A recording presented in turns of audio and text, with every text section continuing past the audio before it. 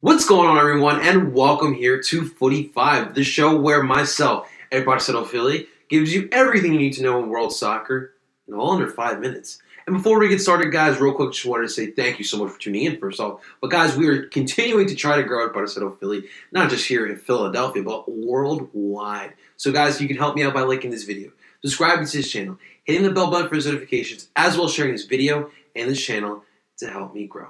And as you guys tell, this show is very quick paced, so let's get this started. Let's do it.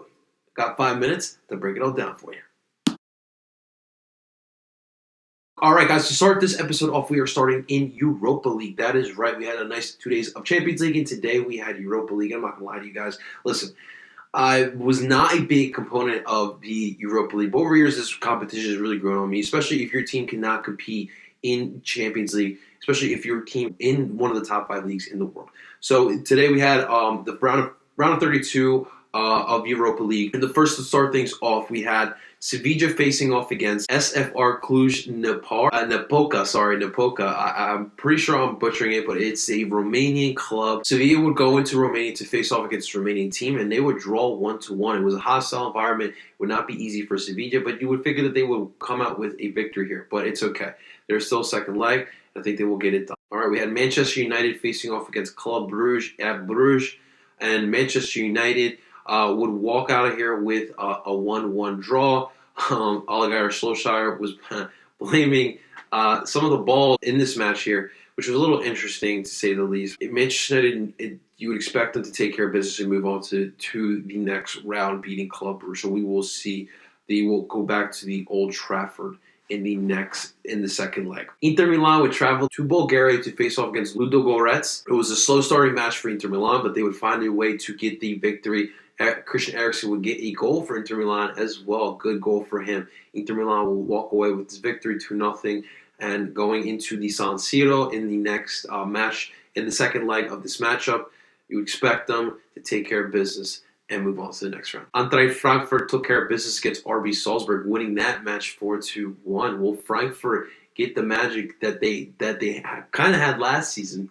Right now it's looking like so. They look on point. One of the surprises of this European season so far has to be Getafe, the third club out of Madrid. They took care of business against Ajax. This is the same Ajax team that went all the way to the semifinals of Champions League last season, and they didn't qualify for the round of 16 of Champions League. They would be relegated to Europa League, and you would figure that they would take care of business against Getafe. But Getafe in Madrid, they were unstoppable, and they would win this match 2-0. Ajax, after the season they had last year, might be getting eliminated from Europa League now. It's crazy to think. Arsenal took care of business against Olympiacos. Olympiacos getting relegated to Europa League, and Arsenal again in Europa League.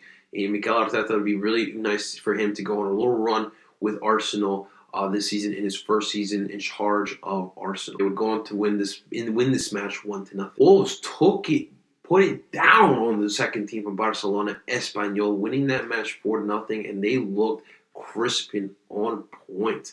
Could Wolves be one of the favorites in Europa League this season? It's not far-fetched. Wolfsburg took care of business against Malmo, winning that match 2-1. Copenhagen and Celtic, it was a very entertaining match, and that match would end up in a 1-1 draw. And can we talk about Celtic's kits? I'm not a big fan of seeing Celtic in green and yellow, to say the least. But they got a draw. Going back to Scotland, Glasgow, you expect them to get the result that they need. All right, the other results in Europa League, we had Sporting Lipsen facing off against Istanbul. Lipsen would win that match 3-1. Shakhtar Donetsk, a entertaining team in Champions League to say the least, would beat Benfica 2-1. Good result for Donetsk, and I'll be keeping my eye on Donetsk. I hope they make a run, because they were fun to watch in Champions League, and I'm expecting the same in Europa League. Bayer Leverkusen took care of business against FC Porto, winning that match 2-1. AZ Alkmaar drew against Lask 1-1. Opel Nicosia fell to FC Basel 3-0. Good showing by FC Basel. Roma took care of business against Genk, winning 1-0. And last but not least, Rangers with Alfredo Morelos took care of business against Braga, winning that match 3-2. I'm not going to lie to you guys. The Europa League, to me, doesn't get too exciting until we get two more rounds into this. There's a lot of teams in this competition. And we just got to get some of the lower level clubs out of here. And I honestly would not mind to see a some sort of underdog, some sort of Cinderella story go through Europa League. But we shall see. As of right now, to me, my favorite guys, honestly, I can't shy away from Inter Milan or Wolves. Wolves are a Premier League team, and they are capable of winning some sort of trophy. So those to me are my two favorites as far as Europa League goes. All right, guys, as far as the other action on the pitch today, all we really had was CCL. The CCL fever is still here. Now, if you remember last night, while we were recording, Comunicaciones and Club America were still playing, and that wound up being a 1-1 draw. But we had two more matches today, which included two MLS clubs. San Carlos de Costa Rica faced off against NYCFC. And NYCFC, it seems as if playing in Central America, it really helps them because they really don't have a home. Let's be honest here. Yankee Stadium, we're not sure what that's going to be for them this season. But they took care of business down in Costa Rica, beating San Carlos 5-3. And shout out to the Cooligans. I saw you guys down there. Great stuff by you guys as always. Seattle Sounders drew against Olympia 2-2. Good result by Seattle Sounders. Now coming back to the United States, I like the Seattle Sounders in this tournament. I think this is a great stepping stone for them. They just came off their MLS Cup. Now time to get that trophy. I'm expecting good things from the Seattle Sounders. All right, and those are just some of the results that happened on the pitch today around the world. Let's dive into some of the headlines. PSG is back in the headlines. It seemed after the Man City sanctions, PSG would be next, but we had a little bit of news coming out of Paris, and that is that the PSG president, Nasser Al-Khelaifi, former FIFA chief, was charged with World Cup bribery. Pretty much there was bribes going around, and PSG is not looking so hot right now. They look a little shady, to be quite honest, and it's not helping the fact that on the pitch they just lost to Borussia Dortmund. And a lot of people expect sanctions to come down on PSG as well, similarly to what may happen at Manchester City. So we will keep an eye on things that's happening on PSG. All right, other news. Here in the MLS, FC Cincinnati have signed former Ajax player De Jong. He will come over to FC Cincinnati.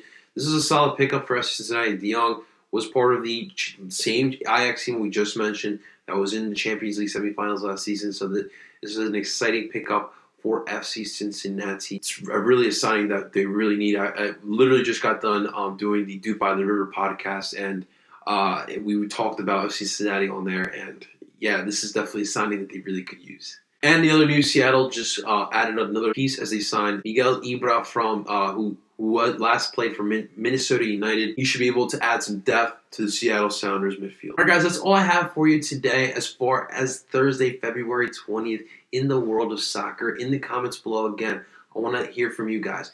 You guys want to talk about any of the Europa League stuff. If your team is still in Europa League, you want to talk about it, let me know in the comments below. What were your thoughts on the two matches that MLS took a part of in the CONCACAF Champions League?